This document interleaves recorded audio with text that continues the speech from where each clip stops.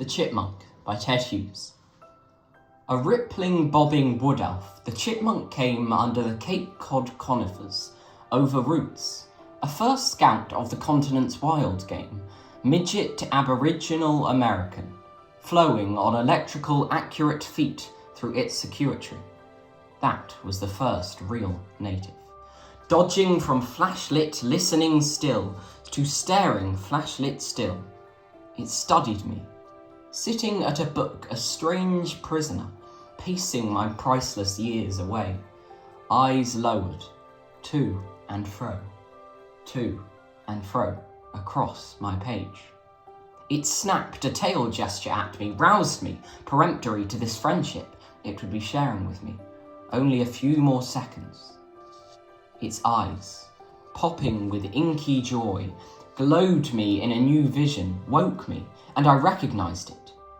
You stayed alien to me as a window model, American airport hopping super product, through all our intimate weeks up to the moment. In a flash still, retorting to my something, you made a chipmunk face. I thought an 8-year-old was suddenly a chipmunk, pursed mouth, puffed cheeks.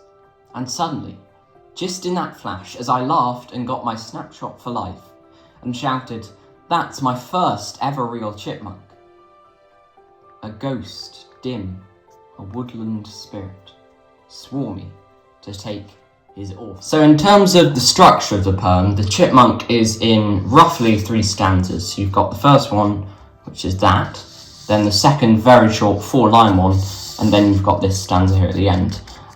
In my analysis, I'm going to split it into 3 sections too. So firstly, Ted Hughes' encounter with the chipmunk, which ends all the way down here.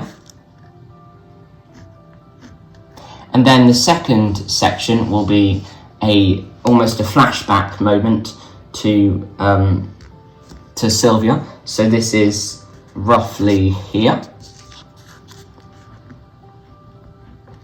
And then finally a very short section at the end, which is another flashback, but this time to his encounter with the chipmunk.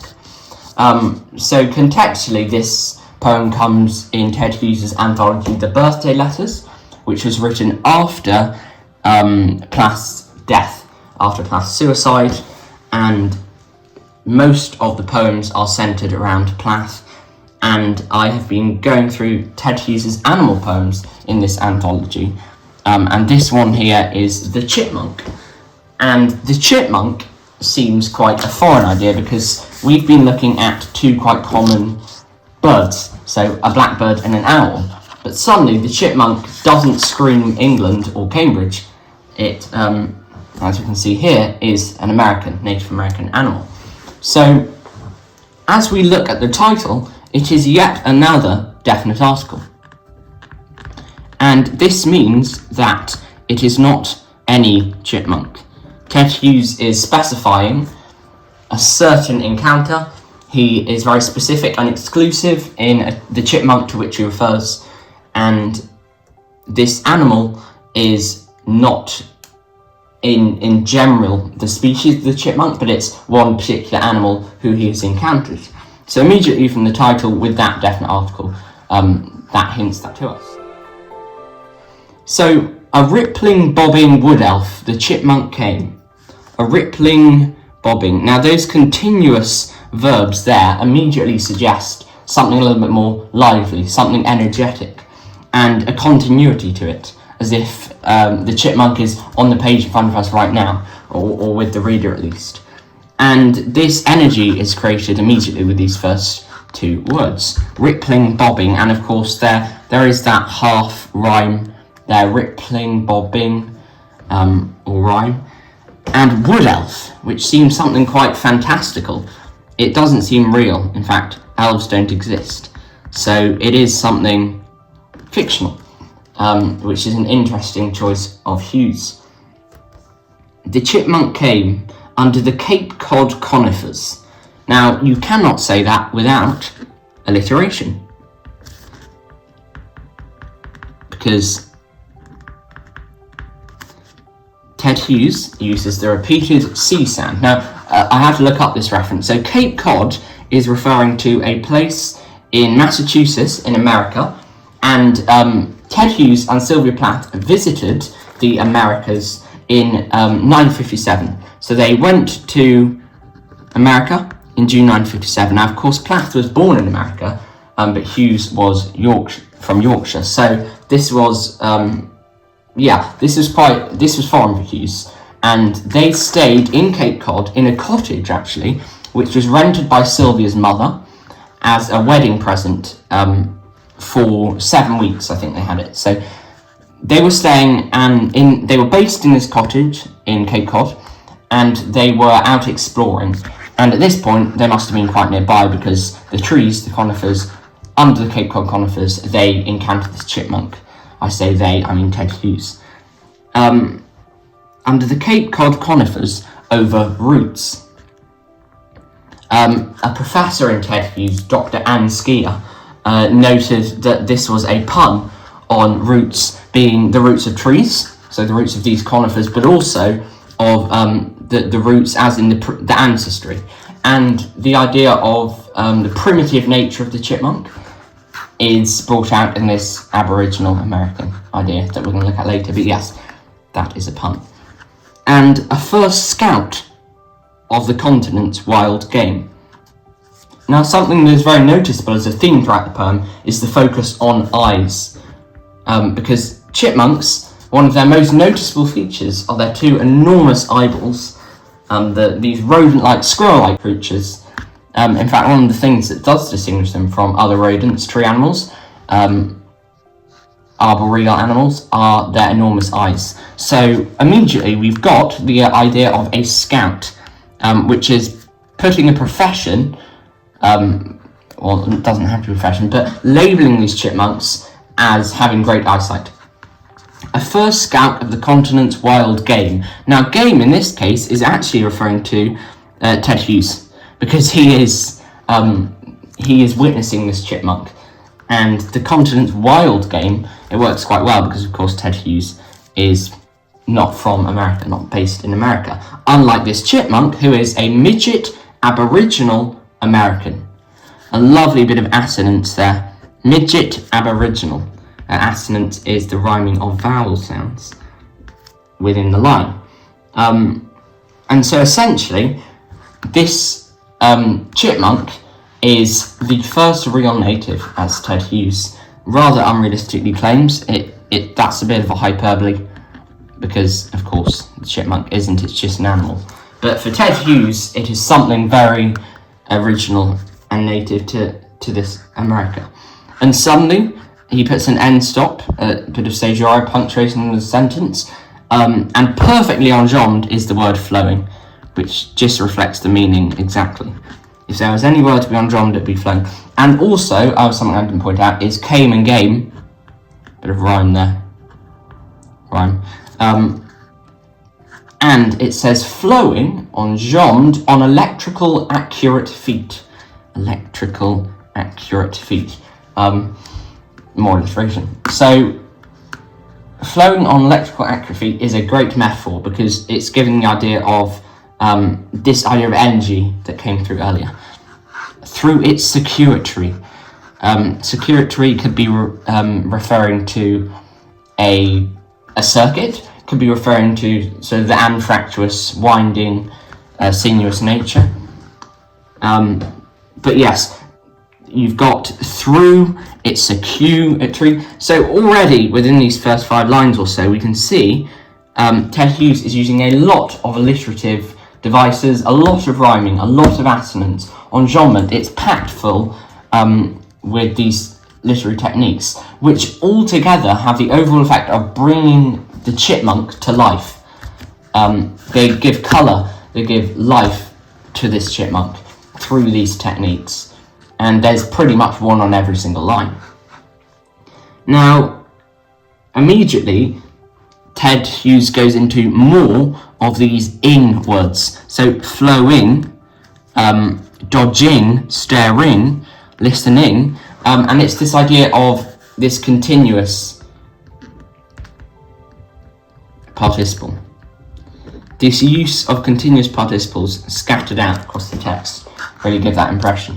So yes, dodging from flash lit, listening still, to staring, flashlit still. Now, I had to read this a few times over, and I'm still not quite sure whether I get it, but... So this chipmunk has gone from flashlit listening still to staring flashlit still. So originally it was listening while it was still, but now it's staring while it was still. And this idea of flashlit, I will go back to the ideas when I look at the greater themes in the poem about why Ted Hughes uses some of these words in particular. And really, what Hughes is getting at is this, the sort of brevity and alacrity of the movement of the chipmunk. But it studied me. Can't help but notice the use of it. It's almost to objectify the chipmunk. Animal inferiority is noticeable in a lot of Ted Hughes' poems, but he does observe their beauty and bring out animal life. And in fact, he is argued to be a bit of an environmentalist. So one of Hughes' friends noted that Daniel Hughes, he was called, he said that, and he's a very famous Welsh author, said that when Ted Hughes came back from America, he had become an environmentalist. So basically, the experience of all this wildlife in America, including the chipmunk, made Ted more appreciative of nature and more of an environmentalist, which didn't really exist in Ted's time, that term, but this is an example. And because Ted Hughes was coming face to face with wildlife and landscape, these sort of things made a lasting impression on him. And Dr. Yvonne Reddick, who wrote an amazing book on Ted Hughes' exploration as an environmentalist and an eco-poet, said that Hughes' guide in these landscapes was Plath, and her presence was the main reason why these places would become so important much later when he published birthday letters. So essentially, the device through which Hughes could explore this was Plath, and I'll go on to look at the significance of Plath later. She basically knew a lot more about him, and she influenced him. She knew a lot more about animals than he did, and she influenced him with her attitudes to animals. So yes, we can see that coming through immediately in the way he's describing this chipmunk in all. It studied me. Me is referring back to Hughes here. And it is referring to the chipmunk. It studied me, sitting at a book. Immediately, studied and book. He's using a trope of imagery here that is to do with, education or writer. The idea of Hughes' own profession. Sitting at a book. A strange prisoner.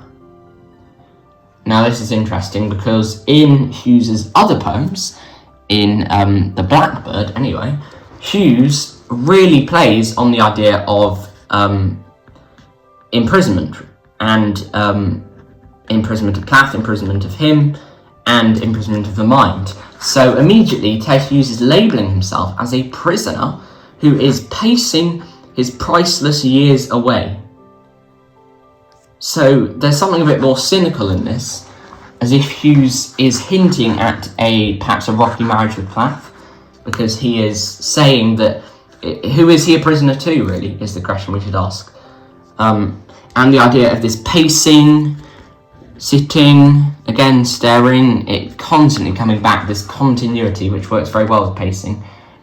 My priceless years away. Pacing my priceless, alliteration. And Ted Hughes is describing himself, perhaps it's almost self-deprecation, as the chipmunk sees him, really, as he thinks the chipmunk sees him. So Ted Hughes is calling himself a strange prisoner. And there's this nice repetition here, to and fro, and that immediately when you see a sentence that is, a line that is smaller, it tends to mean that that's deliberate, especially when it's repeated, this idea, and it's structurally isolated, we could say, to and fro, reflecting the movement of the chipmunk, quite rhythmic in a way, across my page. Aha! Another use of the writer trope there coming in. It snapped. Now, do you notice how suddenly there's been this continuous participle use, rippling, bobbing, flowing, dodging, listening, staring, sitting, pacing. It's so fluid in its movement, but suddenly, and this is a volta, it's a shift, because it's suddenly going to the use of past tense, immediate past tense. So there's this sudden change that's reflected in the formation of the language that Hughes uses. So it snapped a tail gesture at me, roused me peremptory to this friendship.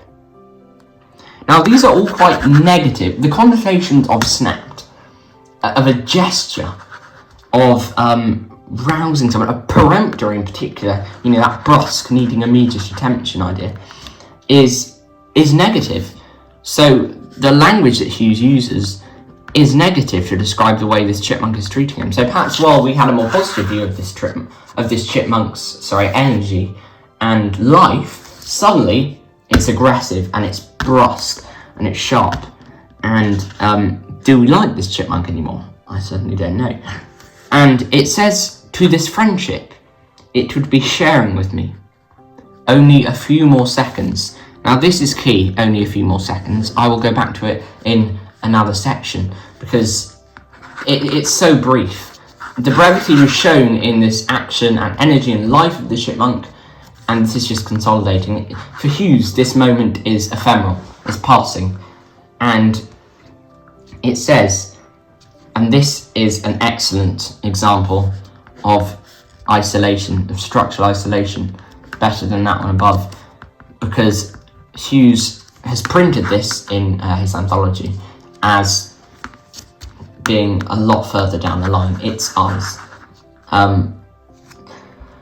Which is why I think it started a new stanza, because it's only got 4 lines. Its eyes, popping with inky joy.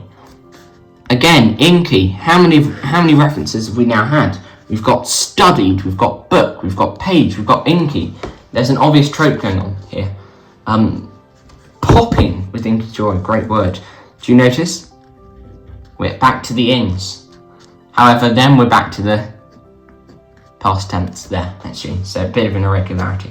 Popping with inky joy globed me in a new vision. Now, globe can refer to 2 things. It can refer to the Earth, the planet, in which point this would be very fitting because Ted Hughes' experience and encounter with this chipmunk turns out to be something astronomical in size and perspective changing. It's shifting his world, the very earth he lives on, as he discovers the beauty of nature. And that's what's great about Ted Hughes' nature poems, which take up a lot of his poetry, is that you can see the awe he gets at looking at nature and the enormous effect it's having on him. But also, globed me is an easy nod to something more spherical and more literally referring to its eyes, because as we said earlier, chipmunk's eyes, very noticeable feature.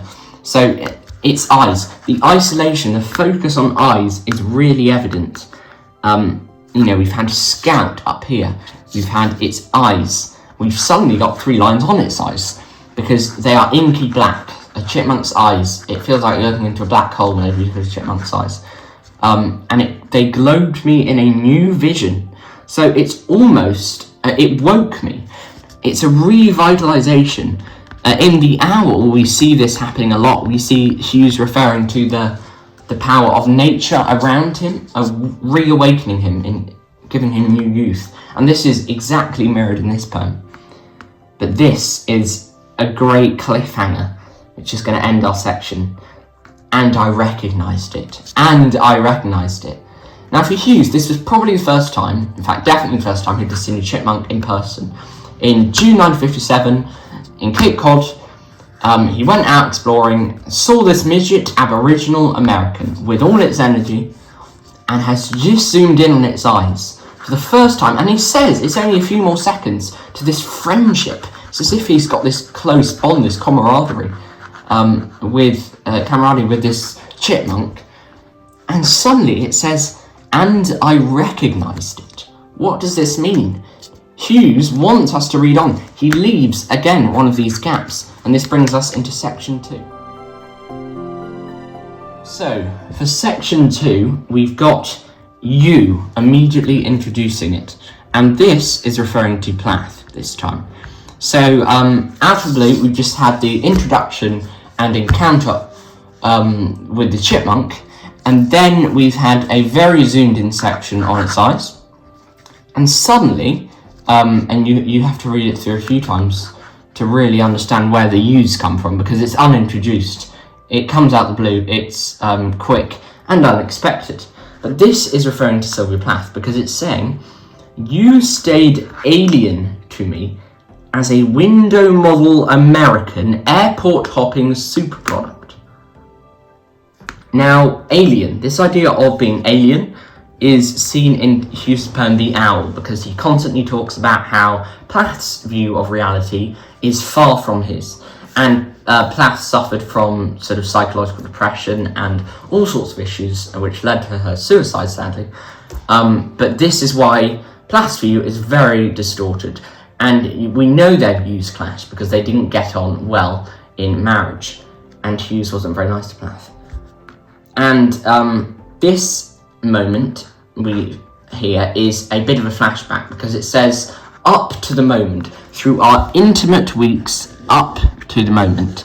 So Hughes is talking about him and Plath staying in this in Easton, in Cape Cod, Massachusetts, with this lodge that Plath's mother had rented out for them as a wedding present, and they're staying together. And in the weeks up to this moment, this is what he's talking about.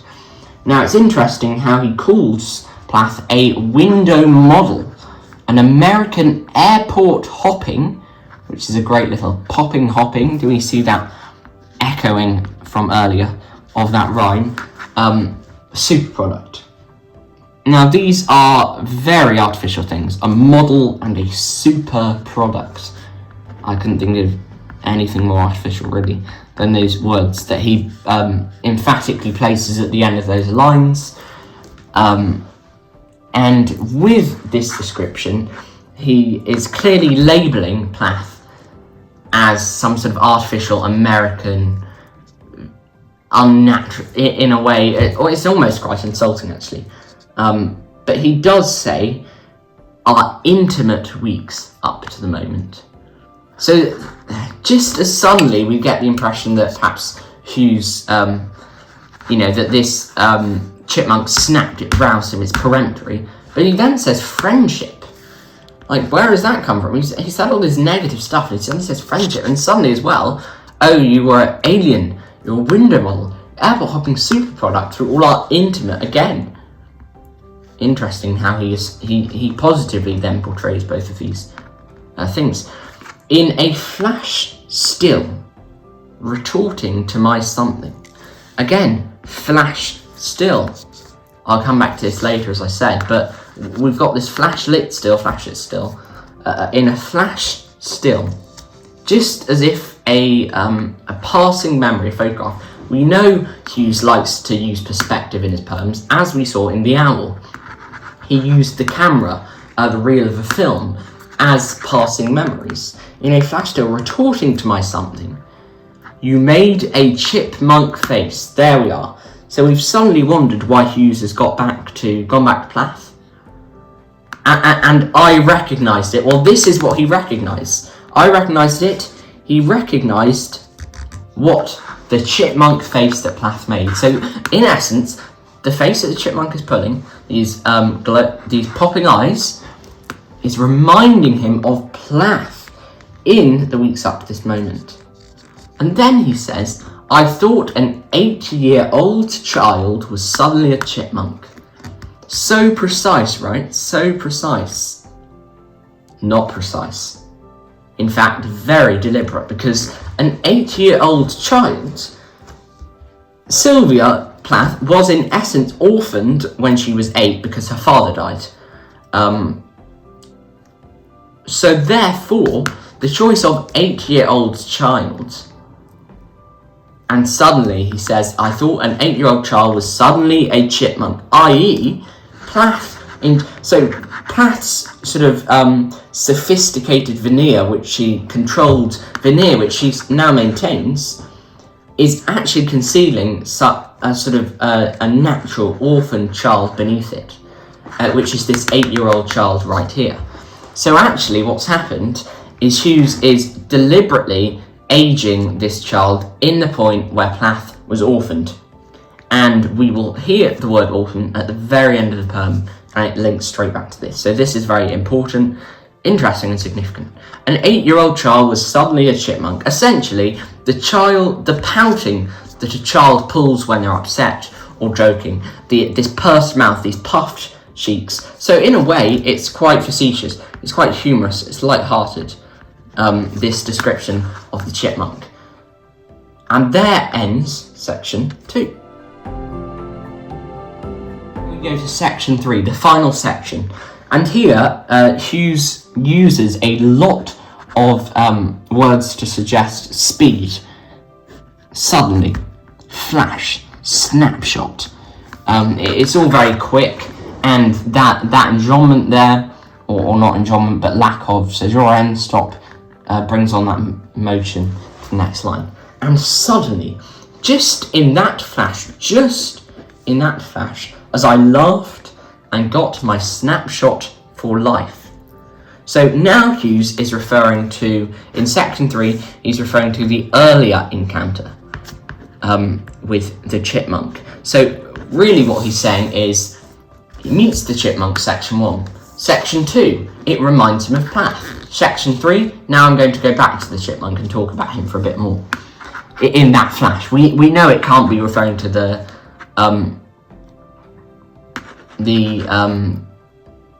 Plath moment, because Plath's, as we learnt, was weeks up to the moment. So, and suddenly, just in that flash, just in the moment he saw the chipmunk, I laughed and got my snapshot for life.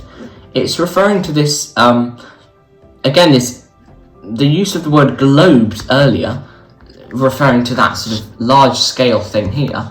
It reminds me of that, because he's saying for life, it's nature's revitalization. It's almost like existential, the questions he's asking himself after he sees this.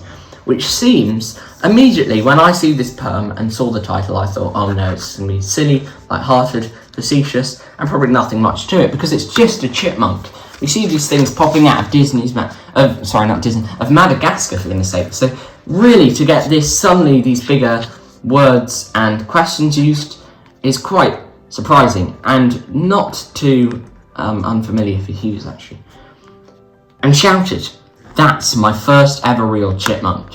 He's so amazed at this chipmunk, his first ever real. So what I was saying earlier, actually Hughes hadn't seen one before. Well, there it is, confirmed. And finally, there's a bit of a turn to the poem in these final 2 lines, a bit of a twist, because it's slightly eerie. A ghost dim, a woodland spirit, swarmy to take his orphan. Read it again. A ghost dim, a woodland spirit, swarmy to take his orphan. His orphan, Plath's father,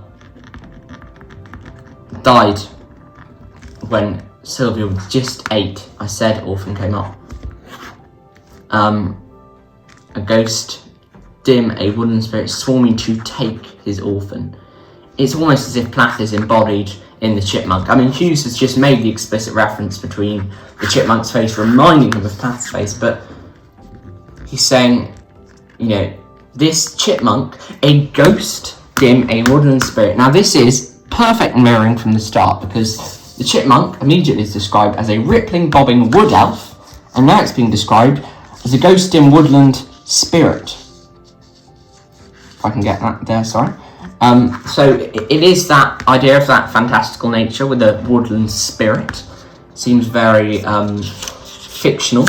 And this idea of a ghost, though, it's that lack of energy that we had earlier, to put it very simply. That lack of the rippling, bobbing wood elf, the electrical accurate feet through its circuitry or whatever else. But now it's suddenly a ghost, a dim. It's lackluster, and a woodland spirit, something hollow perhaps, swarming to take his orphan, swarming, as if it's an oath almost. And this idea of this child, this orphan, it's making it very obvious to us that is Plath, this orphan. So there it is, the Chipmunk in its 3 sections. So finally, we're going to look at some wider analysis of the poem, which I've split up roughly into 3 themes. As ever, it's very subjective poetry analysis, so it will depend on each person's reading, but for me, these are my 3 original ideas that I get from the poem, some shorter than others. So, firstly, nature. There is a huge focus on the wildlife that is, the American wildlife, the chipmunk itself. Now, as I did with the blackbird and owl, I did a bit of extensive research on both of those birds and their significance. This one I've kept a bit briefer for the sake of the video's length. And basically, the underlying message of a chipmunk is that for Native Americans, who really saw them the most, they were a sign of luck. The chipmunk was a symbol of luck for them. So if you were to see a chipmunk, it would be counted as good luck. And therefore for Hughes, whether he knew this or not, maybe this was a good thing. He certainly has a positive light on this encounter with the chipmunk at the very start. He seemed very excited. And the idea that this chipmunk is a symbol of luck, perhaps, is seen in the idea of something a bit more mystical, fantastical, a wood elf, and right down here a spirit, but perhaps a darker spirit with the ghost, which suggests something, something more mystical. And this chipmunk is brought to life, really, as standing out from its surroundings, because the Cape Cod conifers, that alliteration, the effect of that alliteration for me is really something quite rhythmic. It's almost quite dull, like the Cape Cod conifers. The similarity of this environment for Hughes, as I say, they had this for 7 weeks or whatever, so they were there for quite a while. And it's basic stuff, it's just, they're talking about trees really, nothing too exciting, but suddenly, with this energy scattered across the page, we see the entrance of something a bit more exciting in nature. And Dr. Yvonne Reddick, who is a professor in Hughes and wrote an amazing book, as I mentioned earlier, said that Hughes was influenced quite a lot by Plath's compassionate attitude towards animals. And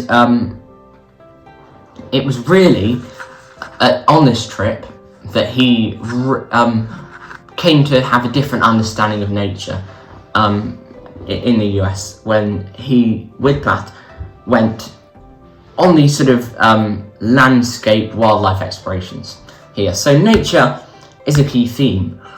Energy. Now this is a big one, this is the biggest for me, because energy is really prevalent in this poem. So immediately these continuous participles that are little across, and then that immediate past tense that stops those and changes those. But then at the end we get this idea of energy. And I think this trope of electricity that I was mostly getting at earlier on shows it most, because it creates a contrast. Now, electricity is not it's got an artificial construct really, because you need wires, you need cables. I'm no physicist, but it's not something that you just find hidden in a tree branch, unlike a chipmunk. And the fact that Hughes is using this more artificial idea of electricity through the chipmunk brings a life to it, which is different from its Aboriginal roots in a way. And this energy this almost mercurial energy of the flowing of electrical accurate feet through its circuitry. As I said, it could be like the bending or winding shape, but I think that means it's wiring, like almost as if the chipmunk has cables running through its anatomy, which is a really striking image. And this idea of light coming through, flashlight, listening, flashlight. We hear it down here, we hear this suddenly, just in that flash of my snapshot. And that, I said, was like, perhaps like of a camera, like the snapshot of a camera, but really, it's light and electricity and current, and it's energy in that sense, more than anything else. And the idea of flashbacks, the very word flashback has flash in it, like a short, brief encounter. And as well as there being energy, we know that it's only a few more seconds that this happens. And even like this tail gesture that is snapped, roused, they're all such short, brief actions.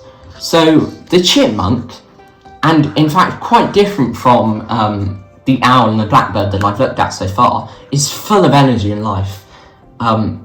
Real, fantastical, artificial, natural, and Ted Hughes uses these tropes throughout his poem to show that. And finally, Plath. And I'm using Plath to represent the artificial America, the sort of domesticity and American sanitization that Hughes really hated. So when Hughes went to America, he really didn't like the artificial parts of it. And we saw this coming through here, didn't we? The airport hopping super product, the window model, the American. He excludes that word, and we see him use it up here, don't we? This American here. So suddenly, in this sense, it's something more primitive. The use of America, in a way, is positive, because it's going to the roots of the chipmunk. But here, you can almost imagine him sort of like cringing and saying this. And this is the artificial. He doesn't like this side of America. So it really provides a contrast, literally in the middle of the poem, of natural energy. It's the idea of this primitive natural energies and suddenly artificial, put on, created, man-made, whatever you want to call it, person-made. And basically, what Hughes is doing with this is perhaps critiquing artificial, and we can see this. Hughes' poems are pretty much mostly nature poems, so he prefers writing about nature and prefers nature, and he's associating Plath with artificial things like a window model, a super product. And just as he hated American domesticity and this sanitization, he probably also didn't like Plath's artificiality, even though Plath was the one, as I said, who was the influence and impression which Hughes then launched his love of nature in the Americas, at least. So yeah, it's interesting. And then to see that really dark turn at the end of, in Plath's face, seeing that orphan child, which you can imagine, an orphan child, you'd see a face of sorrow, of desperation, having lost a father at that young. Even though we don't really see sorrow and desperation, we see awe, amazement, sort of global scale stuff here, but then it's really dark at the end. It's hollow. It's this diminishing of energy, which links back to the previous theme, that Hughes perfectly ends his poem with. And there concludes The Chipmunk by Ted Hughes. Thank you very much for watching. I am trying to cut down the length of these poems, but hopefully I'll get there. And yes, as I say, comes from the perspective of an A-level student, and this is all my view, and I've hopefully credited all the amazing works out there which have got existing analysis on there, although there aren't that many on this particular poem. But yeah, these are my ideas, and thank you for watching.